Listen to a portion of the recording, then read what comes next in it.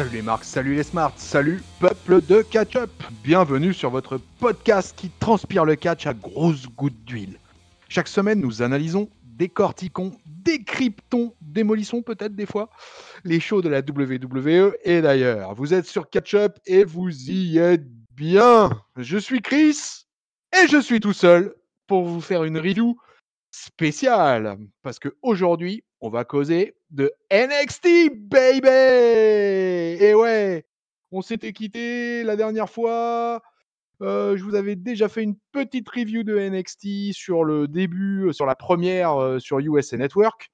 Mais là, on est passé aux choses sérieuses parce que vous êtes tous au courant. On est passé à la guerre des mercredis soirs entre l'AEW et la NXT. Alors bon, la WWE elle met son troisième show, entre guillemets, je vais dire, face à l'AEW, mais pour tous ceux qui suivent le show jaune et noir, on sait qu'il y a du lourd, du très très lourd. Et pour cette première USA Network de 2 heures, puisque ça y est, le show est passé entièrement à 2 heures sur la télé. Donc, du coup, la WWE, elle avait décidé d'envoyer du lourd. Triple H nous avait fait un gros booking et mine de rien, sur ces 2 heures de show, on a 3 ceintures sur 4 qui sont en jeu. Et écoutez, c'est assez incroyable parce que, comme d'habitude, on est à la Full Sail University en Floride. Voilà, le décor ne change pas, je pense que ne changera jamais par rapport au weekly de NXT. Et on a nos packages vidéo, on a la présentation de nos commentateurs, toujours Mauro Ranallo, Nigel McGuinness et Beth Phoenix. Et on attaque avec l'opener. Et là, je vous avoue, moi, je regarde jamais les cartes au préalable. Donc, du coup, je constate quoi? Je constate qu'on commence l'opener avec rien de moins que le WWE NXT Championship. Et là, on a un beau combat qui va commencer puisqu'on a Adam Cole, le champion en titre, qui va affronter Matt Riddle. Et alors là, écoutez les amis, que vous dire de cet opener à part le fait que c'était un sacré putain de combat. Les deux ont envoyé du lourd. Même la symbiose de Frank Dubosc et de Shawn Michaels, notre ami Adam Cole, a dû s'envoyer, a dû donner de sa personne parce que Matt Riddle, c'est quand même un contender extrêmement dangereux. J'aurais été limite à mettre ma pièce dessus si l'Undisputed Era possédait pas à l'heure actuelle toutes les ceintures de NXT. Et Matt Riddle, je pense qu'à terme, à un moment ou un autre, on va l'avoir en champion NXT et je crois que ça soit grandement mérité. Il fait un sacré run depuis qu'il est arrivé. Et là, je pense que ça va confirmer après sa feud face à Killian Dane. Là, il se retrouve avec un title shot face à Adam Cole et du coup, ça strike dans tous les sens. Mais alors, dans tous les sens. Je ne vais pas vous faire les play-by-play de l'ensemble des matchs parce que ça, je ne pense pas que ça va vous intéresser des masses et qu'on s'en sortira pas. Mais on voit bien le background MMA de Riddle et en même temps, j'ai envie de vous dire qu'on est vraiment dans un combat typique NXT. J'ai envie de dire un combat takeover NXT. Tellement c'est énorme avec des near fall dans tous les sens. Je pense à un moonsault de Riddle depuis le coin là qui est énorme pour le compte de 2 où le public est fou. Le public est dingue. De toute façon, le public est dingue à la Full Sail University. Alors par moment, ça peut être un peu saoulant les NXT permanents, mais globalement, il y a une telle ambiance de feu. La proportion de la salle me rappelle la Lucha Underground pour ceux qui suivaient la Lucha Underground. Voilà, c'est un peu le même genre de salle avec un peu le même nombre de public. Alors j'aimerais bien que dans les commentaires, il y ait quelqu'un qui me dise combien la Full Sail University elle contient de place. Moi, je dirais, je sais pas, comme ça, de prime abord, 1000, 1500.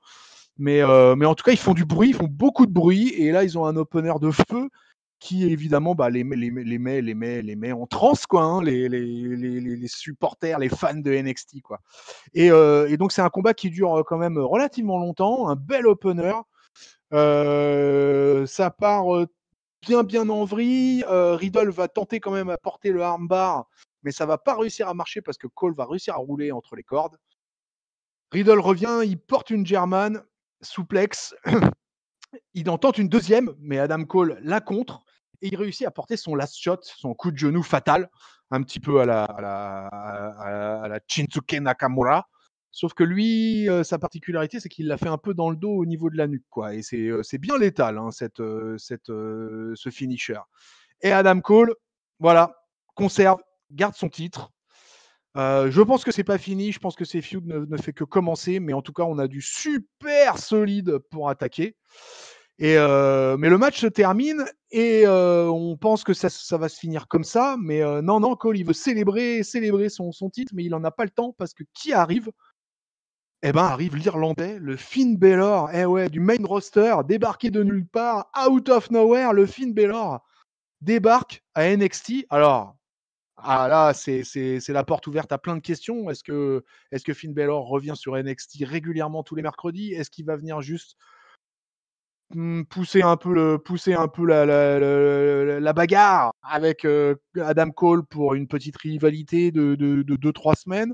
Voilà, tout est un peu open, on ne sait pas. Là, il est en tenue de ville, donc on se doute bien qu'il vient juste se confronter au champion en titre.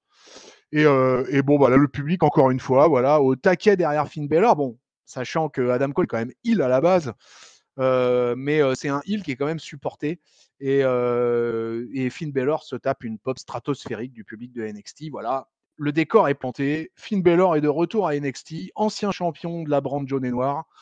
Ça va donner, je suis moi de mon côté assez favorable à ce futur combat qu'on pourrait avoir entre Finn Balor et Adam Cole, sachant que Matt Riddle pourrait être aussi dans le coin et que imaginez le line-up d'un triple threat entre ces trois-là, bah moi je signe des deux mains. Voilà, je suis William Regal, je prends la décision et je book ce match sans hésiter au prochain takeover ou pour un NXT. Maintenant avec les NXT de 2 heures à la télé, ils ont de quoi envoyer des matchs, quoi. Et d'ailleurs ils le font dès aujourd'hui, puisqu'on va le voir, on voit le premier, mais il y a eu 3 matchs, je le répète, 3 matchs pour les ceintures.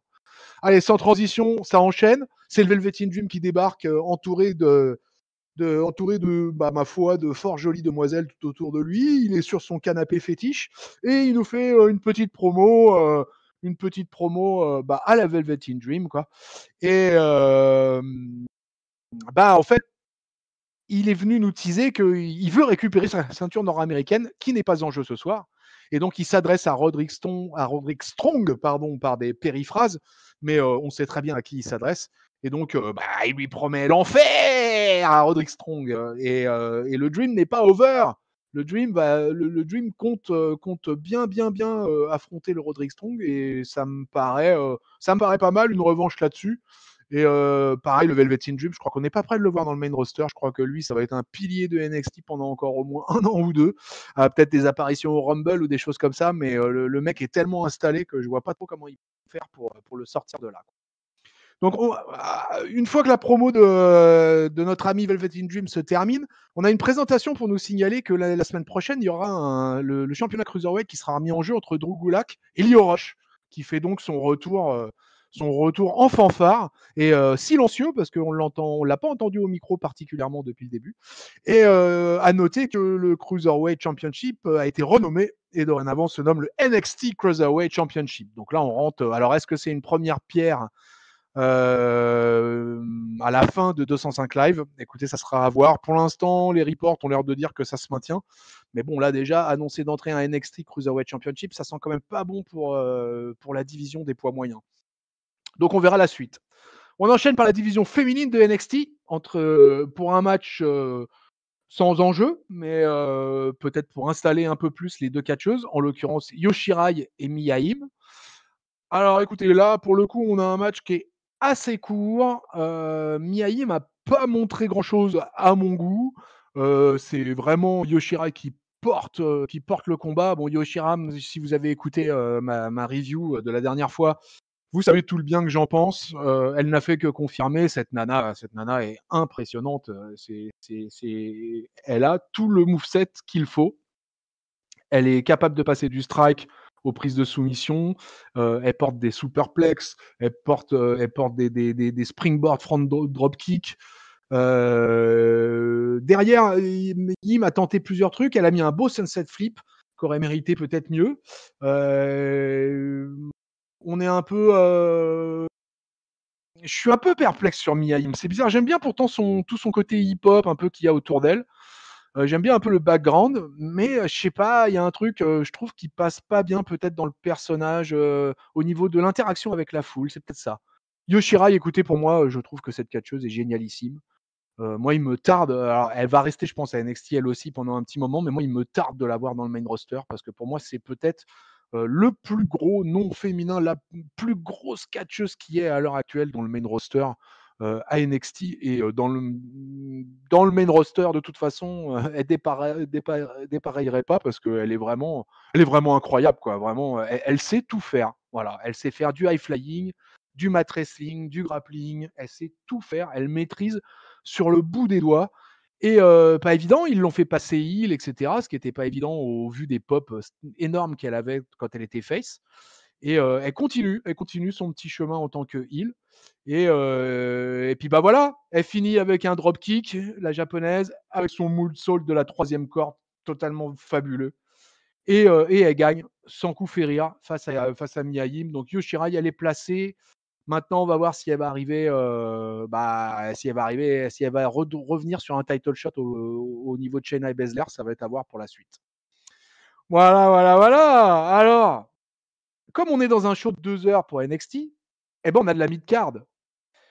Et peut-être que pour ceux qui n'auront pas suivi le show et qui en m'écoutant découvrent ce qui s'est passé au fur et à mesure, vous serez peut-être étonné de savoir que la mid-card de NXT sur les 2 heures de show sur USA Network, eh ben, ce n'est autre que Johnny Gargano. Eh ouais, Johnny Wrestling est au milieu du show de NXT et il affronte Shentorn. Alors Shentorn, pour vous le resituer, pour ceux qui l'auraient oublié, c'est la moitié de l'équipe des TM61.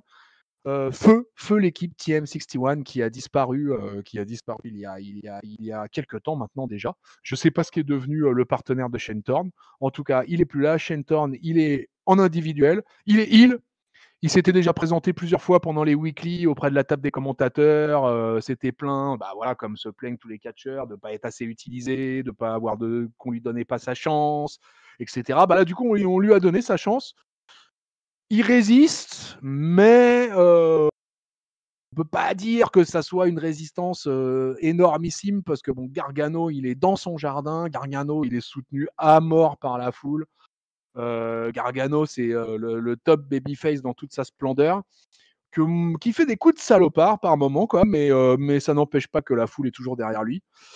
Donc du coup, on a un match pas trop mal, pas très long, mais de quoi nous voir un peu ce que Shentorn est capable de faire. Et il est plutôt intéressant comme catcheur. Il faut voir un peu ce qui va nous donner pour la suite. Je sais pas, est-ce que c'est un mec qui va se diriger plutôt vers le North American Championship? Je l'imagine pas dans le main event de NXT, mais c'est de la bonne mid-card NXT et je pense que voilà, des catcheurs comme ça, il en faut maintenant sur un show de 2 heures. La NXT, elle n'a pas le choix. Il faut qu'elle mette en place une mid-card en plus de ses ceintures et de ses titres autour des ceintures. Donc c'est plutôt un bon match, pas mal fan service vis-à-vis de Johnny Gargano, mais à noter quand même qu'il est dans la mid-card, l'ami Gargano, et ça c'est quand même quelque chose. Voilà.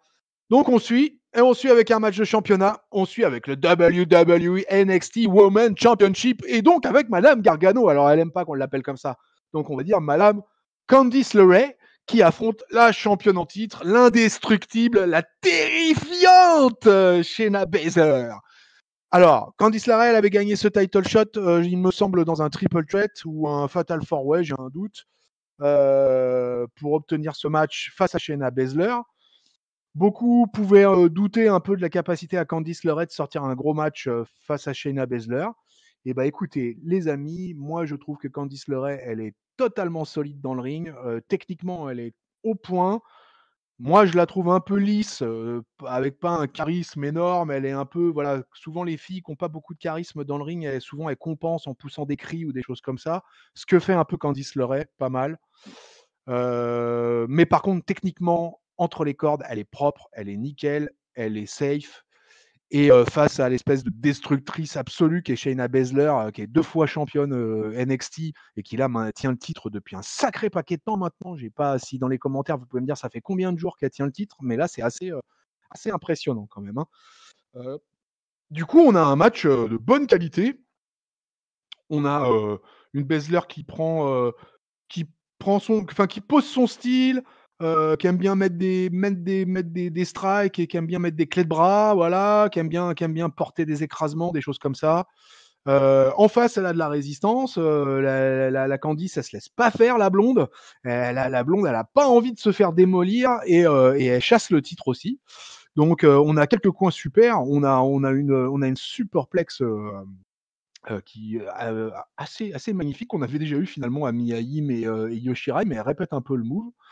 Et bon, globalement, le a passé pas mal de temps à essayer de contrer les prises de soumission de Shayna. Et ça marche difficilement.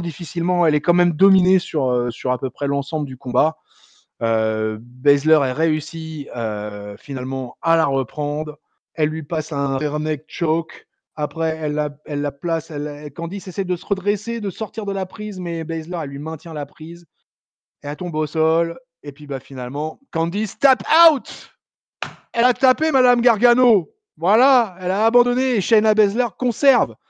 Donc Shayna Baszler, énorme quand même, qu'on aime ou qu'on n'aime pas. Encore une qui tient le titre un sacré moment. Moi, pareil, je reste perplexe sur le fait de la montée de Shayna Baszler dans le main roster.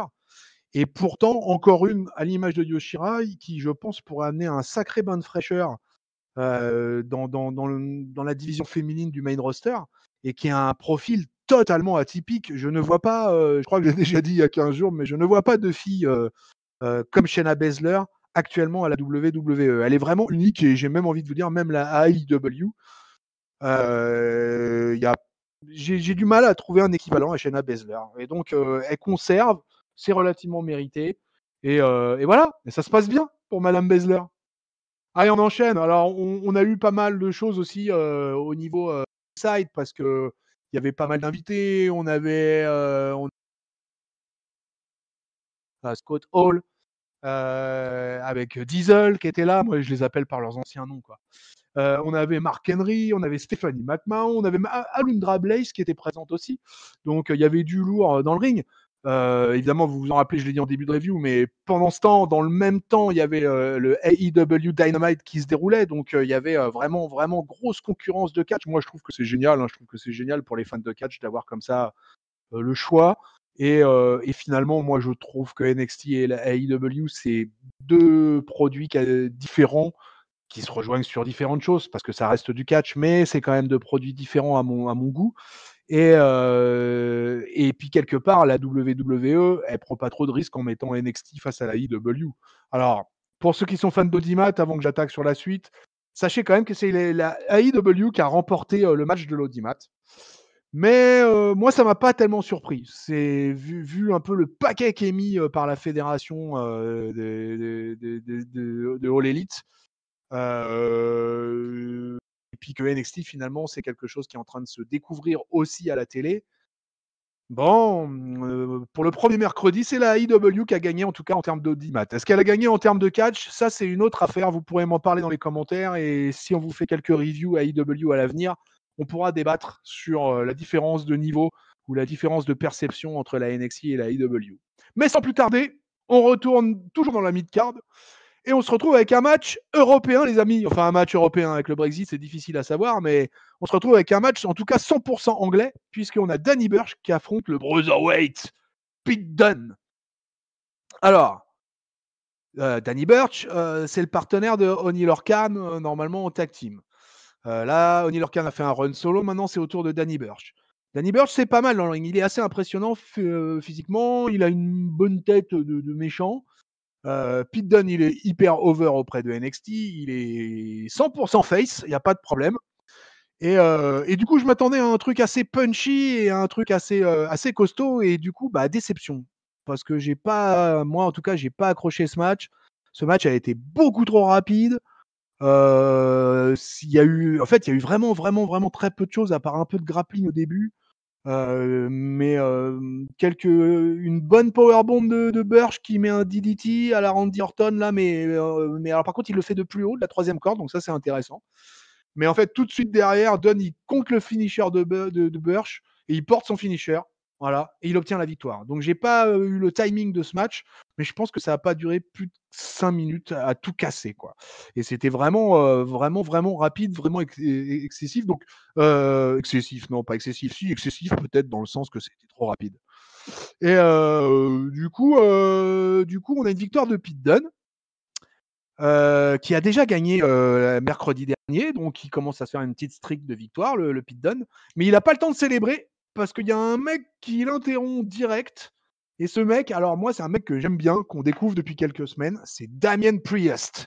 Donc, Damien Priest, c'est un fort beau gabarit. Et j'étais étonné de le voir débarquer pour s'attaquer à Pete Dunne, mais pourquoi pas, ça peut donner une belle opposition de style. Et moi, voilà. Si pour ça, ils sont bons pour vous intéresser aux rivalités. Et encore une rivalité qui m'intéresse. Voilà, Pete Dunne, Damien Priest, je valide. Et non seulement je valide, mais allez voir un peu Damien Priest, ce qu'il fait. Allez voir un peu dans le ring. Allez voir, vu sa taille, vu son gabarit. C'est un mec qui est fit. C'est un powerhouse, mais un powerhouse très grand et large, mais pas gras, pas voilà quoi. Hein, c'est vraiment un mec. C'est pas Otis des Heavy Machinery quoi. Hein. Donc donc vous verrez. Allez voir un peu Damien Priest et puis Pete Dunne versus Damien Priest. On en reparlera, je vous le garantis. Allez, on continue et puis bah mine de rien, les 2 heures, ça passe quand même vite malgré qu'on ait plusieurs combats et on termine avec un main event. Bah, ma foi, qui me satisfait parce que c'est le NXT Tag Team Championship. Et même si j'étais étonné de ne pas voir le championship individuel défendu en main event, mais en opener, c'était un peu la surprise du chef. Mais voir le Tag Team Championship de NXT défendu par la Undisputed Era de Kyle O'Reilly et Bobby Fish, ça me va tout à fait. Et ils affrontent qui ? Ils affrontent les consultants de couloir de Raw. Ils affrontent les Street Profits. Alors moi, j'étais super satisfait de revoir les Street Profits dans le ring. Là, vraiment, là, il n'y avait pas de problème. Moi, j'arrête pas de me plaindre si vous écoutez les reviews de Raw du traitement des Street Profits. Dans le main roster, si on peut dire que de toute façon, ils n'ont pas d'interaction catchesque, ils ne font que parler, ils nous expliquent ce qui se passe 5 minutes avant et 5 minutes après le show. Donc ça a été un peu décevant. Et moi, je les trouve très bons dans le ring et ils ont fait un bon run de champion à NXT. Et c'est bien qu'ils aient leur rematch face à l'Undisputed Era, qui est dominante à l'heure actuelle. Voilà, l'Undisputed Era détient les 4 ceintures masculines, enfin les 3 ceintures, North American, NXT Championship et Tag Team. Donc c'est quand même assez énorme de leur part. Et puis bah du coup, on a un gros match. On a un très gros match, quoi. Et alors là, vous faire le play-by-play d'un match pareil, ça serait impossible, quoi, parce que de toute façon, ils ont envoyé tout ce qu'ils pouvaient des deux côtés. Sans trop coup de salopard de la part de l'Undisputed Era, que j'ai trouvé vraiment porté par le combat et pas trop dans un truc de heel trop salopard. Ils ont fait bien sûr quelques trucs pas sympathiques, hein, c'est bien normal, hein. Mais vraiment, c'était vraiment sympa. Il y avait une belle alchimie entre les 4 mecs. Tout au long du combat, vraiment un truc vraiment super, quoi. Mais bon, avec l'Undisputed Era, ça peut jamais bien se terminer. Et avec Roderick Strong qui fatalement va venir, va intervenir. Il se prend un spear, je crois, par Dawkins. Mais du coup, grâce à ce spear de Dawkins, pendant ce temps-là, les champions en titre peuvent porter leur combinaison pour la victoire et pour conserver leur titre. Donc ça nous fait quand même voilà, une nouvelle défense de titre victorieuse pour l'Undisputed Era. Ils conservent donc leur ceinture. Ça s'annonce quand même chaud hein, de prendre les titres de l'Undisputed Era. Est-ce que ça va durer jusqu'au prochain TakeOver ? C'est à voir. Mais franchement, là, grosse domination du clan des 4 Cruiserweight, parce que c'est quand même 4 Cruiserweight qui détiennent ça. C'est assez marrant. D'ailleurs, moi, c'est une suggestion hein, que je fais. Hein, mais moi, si un jour, d'ailleurs, l'Undisputed Era montait dans le main roster ou pas, moi, j'ajouterais bien un 5e mec dans ce clan. Et un powerhouse. Parce que moi, depuis le début, je le dis, à l'Undisputed Era, pour moi, il manque un powerhouse. Et ça serait vraiment sympa. Vraiment cool d'avoir ça, quoi, d'avoir un beau gros powerhouse au sein de l'Undisputed Era. Donc voilà, bon, le match se termine.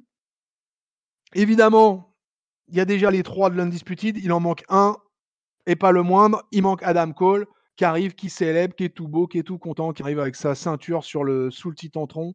C'est magnifique. On sent qu'ils vont fêter ça de manière collégial et formidable. Mais, il y a une musique qui retentit, et une musique qu'on n'avait pas entendue depuis longtemps à NXT. Ce n'est autre que la musique de Tommaso Ciampa, les amis. Tommaso Ciampa est de retour. Ça y est, fini les blessures. Le mec semble opérationnel. Et qu'est-ce qu'il fait? Il confronte Cole, il lui tourne autour et il regarde la ceinture bien fortement.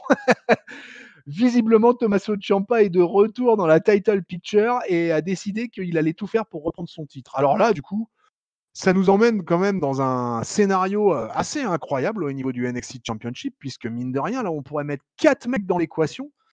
On a donc Adam Cole, le champion en titre, on a Finn Balor, on a Matt Riddle, et maintenant on a Tommaso Ciampa. Donc le line-up, les amis, là, il est quand même archi magnifique. Je ne sais pas ce que vous en pensez, mais moi je trouve ça assez énorme. Donc voilà, ça se termine là-dessus, sur Tommaso Ciampa en train de reluquer la ceinture de NXT Championship. Donc voilà, 2 heures de show, au taquet, peu de temps faible, beaucoup de temps fort, 3 titres mises en jeu. Là, on peut dire que Triple H a mis le paquet pour le show à temps complet sur USA Network. Je suis assez... J'ai été assez impressionné. Je ne m'attendais pas autant que ça. Je ne pensais pas qu'il y allait avoir autant. Je vous dis, je ne regarde pas les cartes à l'avance, donc du coup, je découvre certains matchs au fur et à mesure. Peut-être le seul étonnement, c'est que William Regal n'ait pas eu le droit à une petite vignette, que le manager général n'ait pas le droit à un petit truc pendant le show. Après, il y a des absents, mais c'est comme à Raw et SmackDown. Hein, fatalement, tout le monde ne peut pas rentrer dans la carte sur un show de 2 heures. Donc, de toute façon, voilà. Moi, j'ai trouvé ça propre. Donc, quand c'est propre, on passe au top, au flop et à la note. Alors, mon flop, écoutez, mon flop, je vais le donner au match Pete Dunne-Danny Burch, qui m'a pas trop intéressé, qui a été trop court, je pense que c'est un match qui avait du potentiel, mais qui du coup a été escamoté. Alors je sais pas si c'est pour des raisons de timing, si c'est parce que voilà, avec le fait de l'apparition de Damien Priest à la fin du segment, peut-être que c'était comme ça. Gargano Thorne a pas été beaucoup plus long, mais le public était tellement en feu avec Gargano que de toute façon, c'est compliqué. Donc le flop, je le donne à Dunne versus Burch. Je pense qu'ils peuvent nous faire mieux à l'avenir et ils ont l'intention de faire mieux puisque le programme qui est prévu à Pete Dunne m'apparaît déjà bien sympa. Donc ça me paraît plutôt bien. Mon top, alors là, je vous avoue que j'hésite parce que j'ai trouvé l'opener énorme. Et j'ai beaucoup aimé le match féminin entre Baszler et Candice LeRae. J'ai beaucoup aimé le main event. Alors le main event, c'est un moment important dans un show, mais je vais quand même donner mon top à Riddle versus Cole. Et alors que Cole, pourtant, j'en suis pas un fan transi. C'est pas un catcheur qui me déboîte, quoi. Voilà, quoi. C'est Riddle. Par contre, je pense que ouais, lui à l'avenir, lui, il va me déboîter le cerveau, lui. Hein. Et lui, il me remue le slip. Et donc voilà, je vais donner mon top à l'opener. Et puis c'était beau de commencer quand même un tel NXT de 2 heures comme ça avec un tel match. Donc franchement, ouais, chapeau et respect aux 2 combattants. Et puis ma note, ça va être un 4. Très ouais, 4 stars pour le premier NXT de 2 heures. C'est pas mal les amis, ça, non, pour commencer. Alors, moi, ce que je vous conseille, maintenant que vous avez mon top, mon note et ma flop, ma top, mon note, ma flop, je m'en sors plus. Ce que je vous conseille, c'est d'aller dans les commentaires et puis de me donner, vous, vos impressions sur ce show. Et puis, n'hésitez pas, quoi. Si ça vous plaît pas ce que je vous raconte, n'hésitez pas, pouce rouge, soyez impitoyable. Voilà.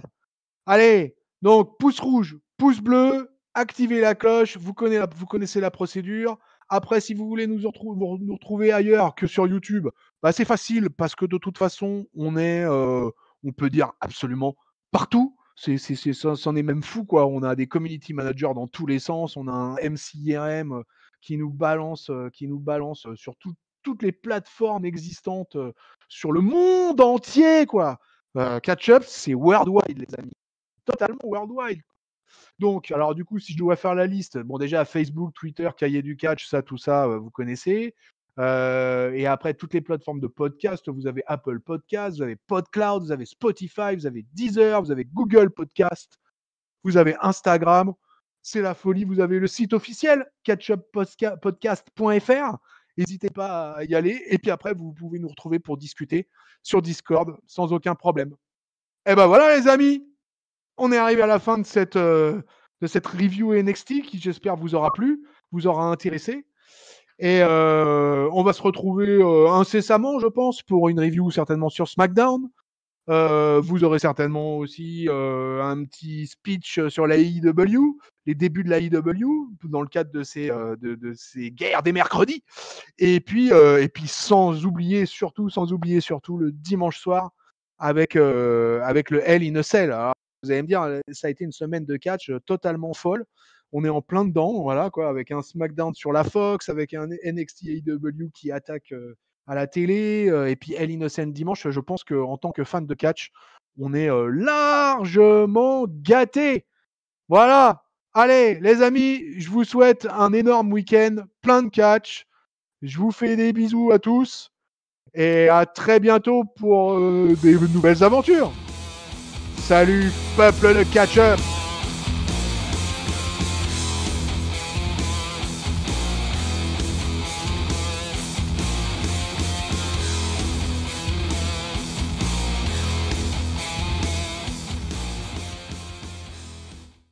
NXT